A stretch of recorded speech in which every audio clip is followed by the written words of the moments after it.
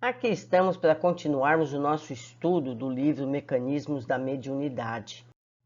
Hoje vamos falar sobre desdobramento no sono artificial. Enfileirando algumas anotações com respeito ao desdobramento da personalidade, consoante as nossas referências ao hipnotismo comum, recordamos ainda o fenômeno da hipnose profunda entre o magnetizador e o sensitivo. Quem possa observar, além do campo físico, reparará à medida se afirme a ordem do hipnotizador, que se escapa abundantemente do tórax do sujeito, caído em trânsito, um vapor branquicento que, em se condensando qual nuvem inesperada, se converte habitualmente à esquerda do corpo carnal, uma duplicata dele próprio, quase sempre em proporções ligeiramente dilatadas. Vale lembrar que somente um médium pode ver essa substância branquicenta, a menos que a pessoa esteja em processo de provocar uma materialização. Se é apenas uma hipnose para desdobramento, não. Continuando. Tal seja o potencial mais amplo da vontade que o dirige, o sensitivo, desligado da veste física, passa a movimentar-se e, ausentando-se muita vez do recinto da experiência, atendendo a determinações recebidas, pode efetuar apontamentos a longa distância ou transmitir notícias com vistas a certos fins. Seguindo-lhe a excursão, vê-lo-emos, porém, constantemente ligado ao corpo somático por um fio tenuíssimo, fio esse muito superficialmente comparável, a certo modo, à onda do radar, que pode vencer imensuráveis distâncias, voltando inalterável ao centro emissor. Não obstante, sabermos que semelhante confronto resulta de todo impróprio para o fenômeno que estudamos no campo da inteligência. Nessa fase, o paciente executa as ordens que recebeu, desde que não constituam desrespeito evidente à sua dignidade moral, trazendo informes valiosos para as realidades do espírito. Notemos que aí, enquanto o carro fisiológico se detém, resfolegante e imóvel, a individualidade real, embora teleguiada, evidencia plena integridade de pensamento, transmitindo de longe avisos e anotações através dos órgãos vocais, em circunstâncias comparáveis aos implementos de alto-falante num aparelho radiofônico. A semelhança do fluxo energético da circulação sanguínea, incessante no corpo denso, a onda mental é inestacável do espírito. Esmaecem-se as impressões nervosas e dorme o cérebro de carne, mas o coração prossegue ativo no envoltório somático e o pensamento vibra constante no cérebro perispirítico. O sono natural. Vamos ver agora a mesma situação, mas espontânea do indivíduo. Na maioria das situações, a criatura, ainda extremamente aparentada com a animalidade primitivista, tem a mente como que voltada para si mesma em qualquer expressão de descanso, tomando o sono para claustro remansoso nas impressões que lhe são agradáveis, qual criança que a solta procura simplesmente o objeto de seus caprichos. Nesse ensejo configura na onda mental, que lhe é característica, as imagens com que se acalenta, sacando da memória a visualização dos próprios desejos, imitando alguém que improvisasse miragens na antecipação de acontecimentos que aspira a concretizar. Atreita ao narcisismo, tão logo demande o sono, quase sempre se detém justaposta ao veículo físico, como acontece ao condutor que repousa ao pé do carro que dirige, entregando-se à volúpia mental com que alimenta os próprios impulsos afetivos, enquanto a máquina se refaz. Ensimesmada, a alma, usando os recursos da visão profunda, localizada nos fulcros do diencéfalo e plenamente desacolchetada do corpo carnal, por temporário desnervamento, não apenas se retempera nas telas mentais como que prelibera satisfações distantes, mas experimenta de igual modo o resultado dos próprios abusos suportando o desconforto das vísceras injuriadas por ele mesmo, ou a inquietude dos órgãos que desrespeita, quando não padece a presença de remorsos constrangedores à face de atos reprováveis que pratica, porquanto ninguém se livra do próprio pensamento, dos reflexos e de si mesmo. Eu destaco aqui o que a gente aprendeu no livro Nos Domínios da Mediunidade. Ali tudo isso foi descrito com casos práticos. Então, a pessoa, quando dorme, ela tem a opção de ficar ali mesmo, junto ao corpo, deixando o corpo descansar e ela ficando ali, ou ela pode ficar pensando nos seus problemas, nas suas culpas, nos seus desejos, como pode também sair dali, deixar o corpo físico descansando e ela fazer os seus passeios. Eu relembro que um dos psicógrafos desse livro, Valdo Vieira, teve uma escola de fazer desdobramento, entendeu? Ele fazia treinamento nas pessoas para que fizessem isso. É um tanto negativo, não acho que isso seja turismo noturno, não é muito bom não. Eu acho desaconselhável. Mas vamos seguir com o nosso estudo.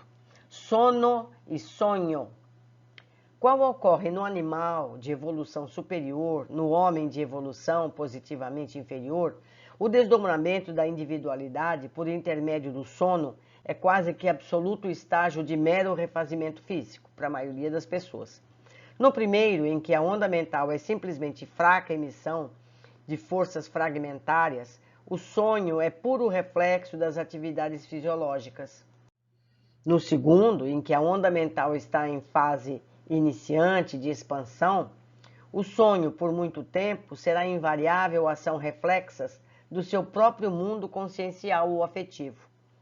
Evolui, no entanto, o pensamento da criatura, que amadurece espiritualmente através da repercussão. Como no caso do sensitivo, que, fora do envoltório físico, vai até o local sugerido pelo magnetizador, tomando-se a ordem determinante da hipnose artificial pelo reflexo condicionado que lhe comanda as ideias. A criatura, na hipnose natural, fora do veículo somático, possui no próprio desejo o reflexo condicionado que lhe circunscreverá o âmbito da ação, além da roupagem fisiológica, alongando-se até o local em que se vincula o pensamento. Então, a pessoa que tem consciência do seu desdobramento, ela pode ir onde desejar ir, e a gente viu nas obras de André Luiz, que lemos anteriormente, que a pessoa pode ir visitar um ente querido seu já desencarnado, inclusive. Como pode visitar um encarnado, que também esteja em desdobramento ou dormindo. Isso tudo é possível, desde que a pessoa se prepare para isso, evidentemente. O homem do campo, no repouso físico, supera os fenômenos hipnagógicos e volta à gleba que semeou, contemplando aí o espírito, a plantação que lhe recolhe o carinho.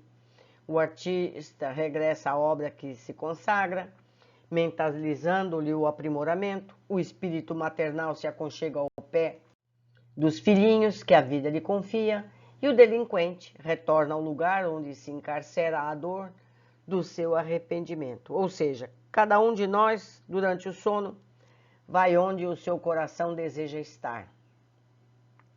Atravessada a faixa das chamadas imagens eutópicas, exteriorizam de si mesmo os quadros mentais pertinentes à atividade em que se concentram, com os quais angariam a atenção das inteligências desencarnadas, que com eles se afinam, recolhendo sugestões para o trabalho em que se empenham, muito embora a distância da veste somática frequentemente procedam ao modo de crianças conduzidas ao ambiente de pessoas adultas, mantendo-se entre as ideias superiores que recebem e as ideias infantis que lhes são próprias, do que resulta, na maioria das vezes, o aspecto caótico das reminiscências que conseguem guardar ao retornarem à vigília. E mesmo as pessoas, aqui digo eu, que têm a competência de fazer esses desdobramentos, nem sempre ela tem uma lembrança plena do que ela viu. Alguns treinados, sim, desde que isso seja permitido. Outros não. Não é permitido, ele simplesmente não vai lembrar de nada do que ele fez durante esse desdobramento. Continuando, nesse estágio evolutivo, permanecem milhões de pessoas, representando a faixa de evolução mediana da humanidade, rendendo-se cada dia ao impositivo do sono ou hipnose natural de refazimento, em que se desdobram mecanicamente, entrando fora do indumento carnal, em sintonia com as entidades que lhes revelam afins, tanto na ação construtiva no bem, quanto na ação deletéria do mal, entretendo-se-lhes o caminho da experiência que lhes é necessária à sublimação do porvir. Concentração e desdobramento. Quantos se entregam ao labor da arte atraem, durante o sono, as inspirações para a obra que realizam, compreendendo-se que os espíritos enobrecidos assimilam o contato com as inteligências superiores, os motivos corretos e brilhantes que lhes palpitam as criações, ao passo que as mentes sarcásticas ou criminosas, pelo mesmo processo, apropriam-se dos temas infelizes com que se acomodam, acordando a ironia e a irresponsabilidade daqueles que se lhes ajustam os pensamentos pelo trabalho a que se dedicam. Desdobrando-se no sono vulgar, a criatura segue o rumo da própria concentração, procurando automaticamente, fora do corpo de carne, os objetivos que se casam com seus interesses evidentes ou escusos. Desse modo, mencionando apenas um exemplo dos contatos a que aludimos, determinado escritor exporá ideias edificantes e originais no que tange ao serviço do bem, induzindo os leitores à elevação de nível moral, ao passo que outro exibirá elementos aviltantes, alinhando o escárnio ou ludo sutil com que corrompe as emoções de quantos se lhes entrosam a mente, a maneira de ser. Inspiração e desdobramento. Dormindo o corpo denso, continua vigilante a onda mental de cada um, presidindo ao sono ativo quando registra no cérebro dormente as impressões do espírito desligado das células físicas e ao sono passivo, quando a mente nessa condição se desinteressa de todo da esfera carnal. Nessa posição, sintoniza-se com as oscilações de companheiros desencarnados ou não, com as quais se harmonize, trazendo para a vigília, no carro de matéria densa, em forma de inspiração, os resultados do intercâmbio que levou a efeito, porquanto raramente consegue conscientizar as atividades que empreendeu no tempo do sono. Muitos apelos do plano terrestre são atendidos integralmente ou em parte nessa fase de tempo. Formulado este ou aquele pedido ao companheiro desencarnado, habitualmente surge a resposta quando o solicitante se acha desligado do vaso físico.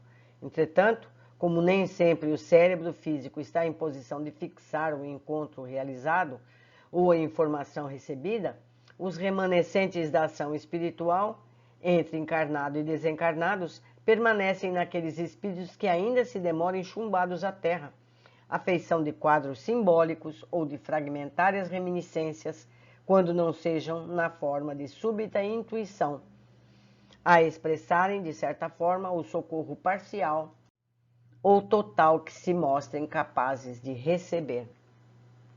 Então, a pessoa em desdobramento encontra aquele que lhe segue os passos protetores, conversam, tem conselhos, mas raramente ele consegue lembrar disso quando acorda. Então, ele interpreta como sendo intuição as considerações que teve. Desdobramento e mediunidade. As ocorrências referidas vigem na conjugação de ondas mentais, porque apenas excepcionalmente consegue a criatura encarnada desvencilhar-se de todas as amarras naturais a que se prende, adstrita às conveniências e necessidades de redenção ou evolução que lhe dizem respeito. É imperioso notar, porém, que considerável número de pessoas, principalmente as que se adestraram para esse fim, como eu disse, o Valdo Vieira dava cursos, efetuam incursões nos planos do espírito, transformando-se muitas vezes em preciosos instrumentos dos benfeitores da espiritualidade como oficiais de ligação entre a esfera física e a esfera extrafísica.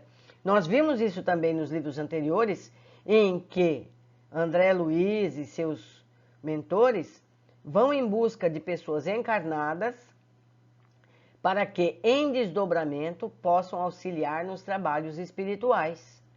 Certo? Nós vimos isso nas obras anteriores. Então, isso é possível. E esse médium, nessa tarefa mediúnica durante a noite, nem sempre lembra do que fez, do que trabalho que desempenhou. Continuando. Entre os médiuns dessa categoria, surpreenderemos todos os grandes místicos da fé, portadores de valiosas observações e revelações para quantos se decidam marchar ao encontro da verdade e do bem.